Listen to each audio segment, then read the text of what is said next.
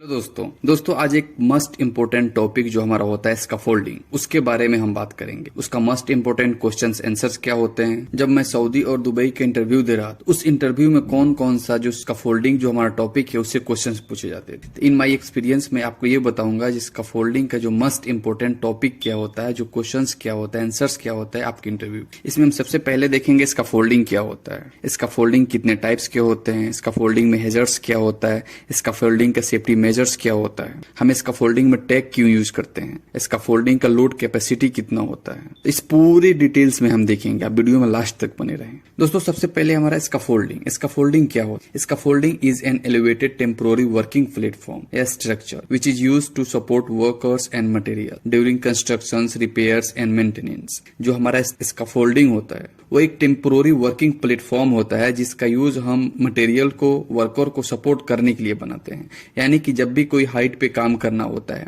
तो उस हाइट पे हम पहुंच नहीं सकते हैं, कोई वर्कर पहुंच नहीं सकता है, तो उस जगह पे स्कैफोल्डिंग बनाया जाता है उस हाइट पे काम करने के लिए। यह एक सेफ वर्किंग प्लेटफॉर्म होता है जिसपे आसानी से वर्कर जाके काम कर सकता है। जो हमारा scaffolding is a safe working platform है। ये डिजाइन किया जाता है बिल्डिंग के अकॉर्डिंग, वर्क के अकॉर्डिंग। और स्कैफोल्डिंग कितने टाइप्स के होते हैं। एक हमारा होता है सपोर्टेड स्कैफोल्डिंग, जो ग्राउंड से लेके वर्टिकल सपोर्ट तक बनता है। यानी कि ग्राउंड से लेके वो जहां तक स्कैफोल्डिंग का नीड होता है वहां तक बनता है, 10 फ्लोर तक बन सकता है, उससे ऊपर भी सकता है। जो एक दूसरे के सपोर्ट के थ्रू बनता है उसको हम सपोर्टेड स्कैफोल्डिंग बोलते हैं।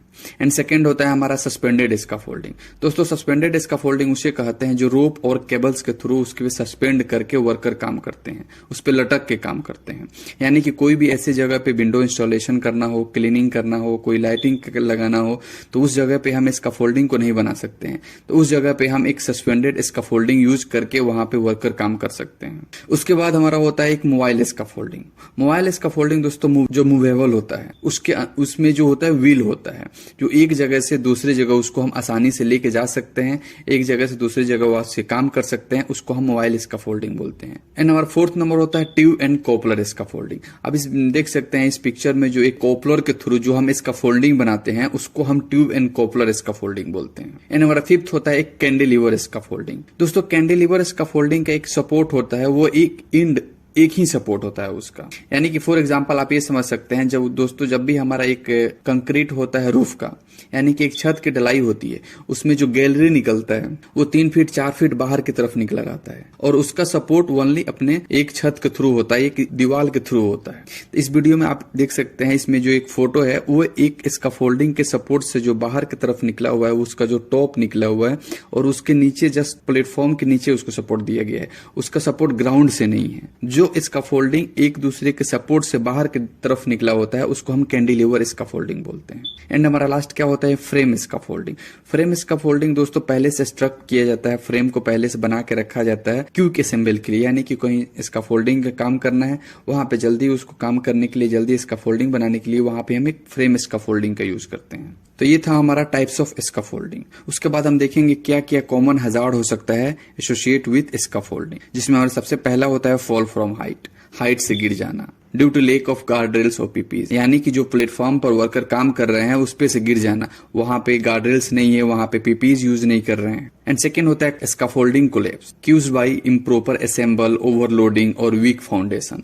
जो हमारा स्कैफोल्डिंग होता है वो कोलैप्स कर जाता है। और एक कोलैप्स क्यों करता है, आप उसको इम्प्रॉपर असेंबल किए हैं, यानी कि जो स्कैफोल्डिंग बनाए हैं वो गलत तरीके से बनाए हैं, या फिर जो स्कैफोल्डिंग आप बनाए हैं उसके कैपेसिटी से ज्यादा उस पे मटेरियल रख रहे हैं, उस पे वर्कर काम कर रहे हैं, तो वो कोलैप्स कर सकता है। या फिर उसका जो फाउंडेशन है, उसका ग्राउंड है, उसका जड़ है, वो सही नहीं बना हुआ है, वो एक कमजोर बना हुआ है, तब भी वो कोलैप्स कर जाता है। फॉलिंग ऑब्जेक्ट हो सकता है, टूल्स एंड मटेरियल्स। यानी कि जो प्लेटफॉर्म बना हुआ है उस पे प्रॉपर टो बोर्ड नहीं है, उसका प्रोटेक्शंस नहीं है, तो उस पे से जो भी कोई टूल्स मटेरियल्स फॉल करता है तो उससे क्या हो सकता है, किसी वर्कर के ऊपर गिर सकता है, हजार्ड हो सकता है। इलेक्ट्रिक्यूशंस हो सकता है फ्रॉम ओवरहेड पावर लाइन से। यानी कि जब भी कोई स्कैफोल्डिंग पे आप काम कर रहे होते हैं तो वहां पे आपको ये देखना है स्कैफोल्डिंग पे कोई इलेक्ट्रिकल सप्लाई तो नहीं गया है, या फिर कोई स्कैफोल्डिंग में electrical supply, electrical wire, cable जो है वो उसमें फोल्ड तो नहीं किया गया है, क्योंकि जब भी कंस्ट्रक्शन साइट हो या प्लांट हो, बहुत सारे जो केबल यूज करते हैं हम लोग, वो क्या होता है, डैमेज होता है। और जब वो डैमेज केबल आप स्कैफोल्डिंग में टाई करते हैं तो क्या होता है, पूरी स्कैफोल्डिंग में करंट फैल जाती है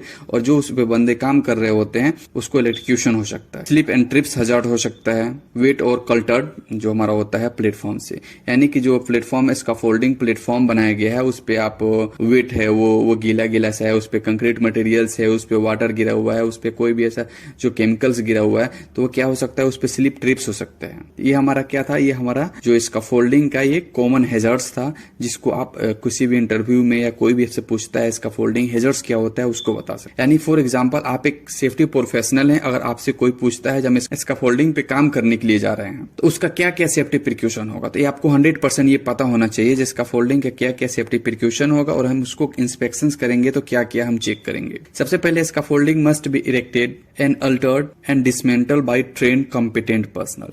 जब भी कोई स्कैफोल्डिंग बना रहा होता है तो आप उसको वहां पे उसको चेक करना है, जो स्कैफोल्डर है कि नहीं, उसके पास TUV कार्ड है कि नहीं, वो स्कैफोल्डर कॉम्पिटेंट है कि नहीं। यानी कि जब भी कोई स्कैफोल्डिंग बनाता है वो जब कॉम्पिटेंट नहीं रहता है तो उसको पता नहीं होता है। एक कॉम्पिटेंट पर्सन एक स्कैफोल्डिंग को पूरी तरह से बना सकता है। उसके बाद से हम देखेंगे use fall protection such as guard rail, safety harness and life line. जहां पे वो काम हो रहा है, जहां पे प्लेटफॉर्म बन रहा है, वहां पे प्रॉपर गार्ड रेल्स है कि नहीं, वहां पे सेफ्टी हार्नेस लगाया कोई काम कर रहा है कि नहीं, वहां पे अगर लाइफ लाइन की जरूरत है तो लाइफ लाइन प्रोवाइड है कि नहीं है। Never overload the scaffold beyond its capacity. जब भी स्कैफोल्डिंग उस बना होता है तो आप वो इंस्पेक्शन के दौरान आप ये चेक करें जो वर्कर उस पे काम कर रहे हैं उसके कैपेसिटी के अनुसार काम कर रहे हैं कि नहीं। यानी कि अब आप एक स्कैफोल्डिंग बनाए हैं लाइट ड्यूटी में, आप स्कैफोल्डिंग बनाए हैं मीडियम ड्यूटी में, अगर उस पे वर्कर काम कर रहे हैं हैवी ड्यूटी वाले, उसके कैपेसिटी से ज्यादा उस पे काम कर रहे हैं, तो ये क्या हो सकता है, कोलैप्स हो सकता है या फिर इससे बहुत बड़ा हैजर्ड हो सकता है।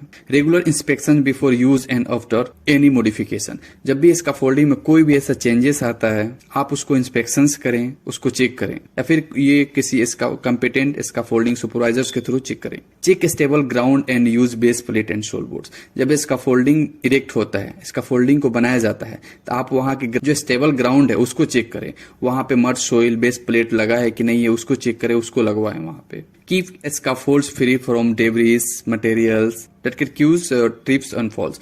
जब स्कैफोल्डिंग बना होता है, स्कैफोल्डिंग प्लेटफॉर्म बना होता है, तो आप वहां पे ये चेक करें जिस स्कैफोल्डिंग प्लेटफॉर्म पे जो वर्कर काम कर रहे होते हैं, जो वहां पे अनवांटेड कोई मटेरियल्स तो नहीं रखा हुआ है, उस पे अनवांटेड कोई ऐसा टूल्स तो नहीं रखा हुआ है, वहां पे कोई कचरा तो नहीं रखा हुआ है। स्कैफोल्डिंग फ्रेश होनी चाहिए। जब भी वहां पे कोई ऐसा मटेरियल रखा रहेगा जो उसमें फॉल कर सकता है, वो क्यूज स्लिप ट्रिप्स हो सकता है। उसके बाद maintain safe distance from power line minimum 10 feet. जब भी उधर कोई इलेक्ट्रिकल सप्लाई जा रहा है उसको 10 फीट एटलीस्ट उसमें डिस्टेंस होनी चाहिए इलेक्ट्रिकल सप्लाई से और स्कैफोल्डिंग से। Inspection every 7 days as per ओसा एंड अदर स्टैंडर्ड्स। आप एक स्कैफोल्डिंग बना के तैयार कर दिए हैं, उस पे वर्कर डेली काम कर रहे होते हैं, तो आपको उसके ओसा स्टैंडर्ड के अनुसार स्कैफोल्डिंग को एवरी वीक उसका इंस्पेक्शन होनी चाहिए, उस पर टैग पे उसका साइन होनी चाहिए, जो कॉम्पिटेंट पर्सन है स्कैफोल्डिंग सुपरवाइजर्स है उसकी साइन होनी चाहिए। ये एक ओशा के अनुसार स्कैफोल्डिंग का जो इंस्पेक्शन होता है वो 7 दिन के बाद स्कैफोल्डिंग का जो इंस्पेक्शन होना ही चाहिए, वो एक कॉम्पिटेंट पर्सन ही कर सकते। तो ये चीज हम आप एक सेफ्टी प्रिकॉशंस मेजर ले सकते हैं अपने स्कैफोल्डिंग जहां पे काम हो रहा होता है, जहां पे स्कैफोल्डिंग बनाते हैं वहां पे। उसके बाद दोस्तों हम देखेंगे what is scaffolding tag and why it is important. जो हमारा स्कैफोल्डिंग होता है वो क्या होता है स्कैफोल्डिंग टैग, और वो हमारे लिए इतना इंपॉर्टेंट क्यों होता है। A scaffolding tag is a colour coded inspection tag used for scaffolding status.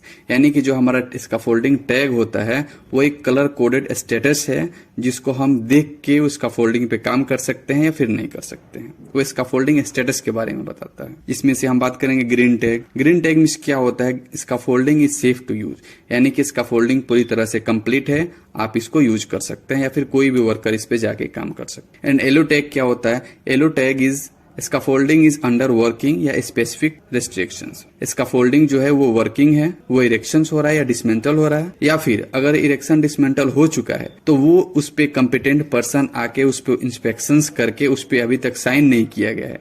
जब तक कॉम्पिटेंट पर्सन के थ्रू स्कैफोल्डिंग टैग पे साइन नहीं होता है तब तक वो ग्रीन नहीं होता है। तो हमारा एलोमिस क्या होता है, इसका फोल्डिंग या तो बन रहा है या फिर इसका फोल्डिंग पे कंपिटेंट पर्सन का साइन नहीं हुआ है। एंड हमारा रेड टैग क्या होता है, इसका folding is unsafe and should not be used. Red tag means ये होता है आप उस पे हरगिज कोई भी पर्सन जाके काम नहीं कर सकता है, क्योंकि इसका फोल्डिंग वो कंप्लीट नहीं है, पूरी तरह से कंप्लीट नहीं है।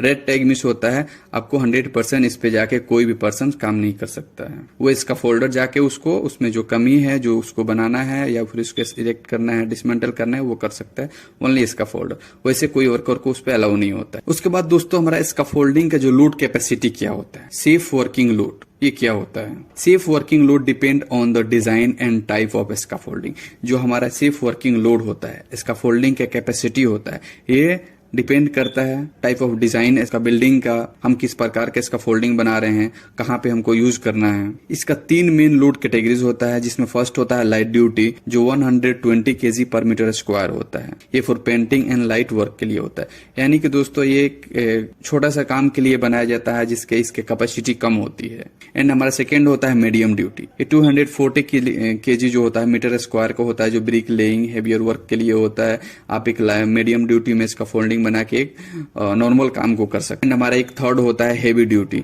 जो 360 kg पर मीटर स्क्वायर हो सकता है, जिसपे हेवी मशीनरी, स्टोन वर्क यानी कि कोई भी मेशन का काम चल रहा होता है, वो हमारा हेवी ड्यूटी में ही होता है।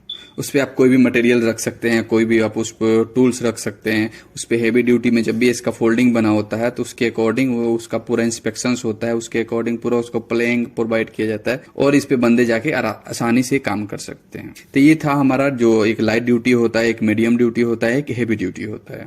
उसके बाद से हमारा एक स्पेशल पर्पज से बनता है इसका फोल्डिंग, जो किसी वर्क के लिए एक स्पेशल पर्पज से बनाया जाता है, तो उसका कैपेसिटी लेवल अलग होती है जो उसके वर्क के अकॉर्डिंग होती है। दोस्तों हम देखेंगे according to OSHA standard fall protection is required at 6 feet 1.8 metres in the construction site. जब भी आप 6 फीट यानी 6 फीट से ऊपर या फिर 1.8 मीटर से ऊपर कंस्ट्रक्शन साइट या कोई भी ऐसे साइट पे काम कर रहे होते हैं, तो वहां पे आपको फॉल प्रोटेक्शन 100% रिक्वायर्ड है, ये ओशा स्टैंडर्ड के according. And HSC UK standard के अकॉर्डिंग आप फॉल प्रोटेक्शन रिक्वायर्ड है 2 मीटर्स यानी कि 6.6 फीट। एक हमारा HSC UK स्टैंडर्ड है और एक हमारा ओशा स्टैंडर्ड है। ओशा में 1.8 मीटर से अबव एंड HSC UK में 2 मीटर से अबव जब आप काम करने के लिए जाते हैं तो वहां पे आपको फॉल प्रोटेक्शन 100% रिक्वायर्ड है। आप वहां पे गार्ड रेल्स प्रोवाइड करें, आप वहां पे फुल बॉडी हार्नेस प्रोवाइड करें, जो लेनियार्ड होता है उसको प्रोवाइड करें। And OSHA requires guard rails 842 inches height and 2 board 8 minimum 4 inches,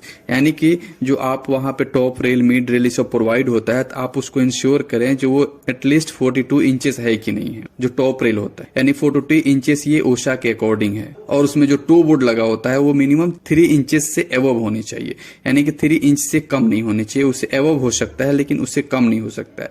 ये अकॉर्डिंग टू ओशा स्टैंडर्ड के है। Use to provide a height to base ratio at least 4:1। जो हमारा इसका फोल्डिंग का जो हाइट होता है तो वो 1/4 का रेशियो से होता है, यानी कि उसका विड्थ अगर 1 है तो उसका 4 हाइट हो सकता है। ये आप ये चेक करें जो भी इसका फोल्डिंग का क्या है, आप कोई भी आपसे पूछ सकता है जिसका फोल्डिंग किस रेशियो से बनता है, तो 1/4 रेशियो से इसका फोल्डिंग बनता है, ये आप उसको बता सकते हैं। इसका फोल्डिंग में जो भी लेडर लगा होता है वो 75 डिग्री एंगल पे होने चाहिए। आप लेडर को चेक करें, कोई भी लेडर अगर इसका फोल्डिंग में फिक्स किया जाता है वो 100% 75 डिग्री एंगल पे होनी चाहिए। उसके बाद दोस्तों हम देखेंगे कुछ इसका फोल्डिंग जो हमारा पार्ट्स होते हैं। हमको इंटरव्यू में कोई पूछ सकता है जो आप कम से कम 10-5 इसका फोल्डिंग पार्ट्स के बारे में बताएं। उसमें हमारा एक मड सोइल होता है, उसमें वेट्स फ्लेट होता है, उसमें स्क्रू जैक होता है, स्टैंडर्ड होता है, फिर ट्रांसफर्स ब्रेसिंग होता है, उसमें ट्रांसजम को हम यूज करते हैं, उसमें प्लैंक्स होता है, मिड रेल होता है, टॉप रेल होता है, लेडर होता है। तो दोस्तों ये था हमारा एक इसका फोल्डिंग का मोस्ट इंपोर्टेंट क्वेश्चन था जो आपको ये 100% पता होना चाहिए इसका फोल्डिंग के बारे में। ये हमारा हैजर्ड्स क्या है, हमारा कंट्रोल मेजर्स क्या है, हमारा लोड कैपेसिटी क्या है, हमको कौन सी टेक कब यूज करना है। क्योंकि जब भी कोई इंटरव्यू होता है तो ये आपको ये सब इस क्वेश्चंस को 100% कोई ना कोई पूछता ही है। जो इसका फोल्डिंग टॉपिक या क्वेश्चंस आपको 100% पूछा जाता है। ये हमारा एक्सपीरियंस था सऊदी दुबई का, जो मैंने आपको बताया, जिस दुबई में, सऊदी में या फिर आपके इंडिया में किस टाइप के इसका फोल्डिंग क्वेश्चन पूछे जाते हैं। उम्मीद करते हैं दोस्तों आपको ये वीडियो अच्छा लगा होगा। अगर वीडियो आपको अच्छा लगता है तो अपने दोस्तों के पास शेयर करें, वीडियो को लाइक करें, सब्सक्राइब करें। ओके दोस्तों, थैंक यू।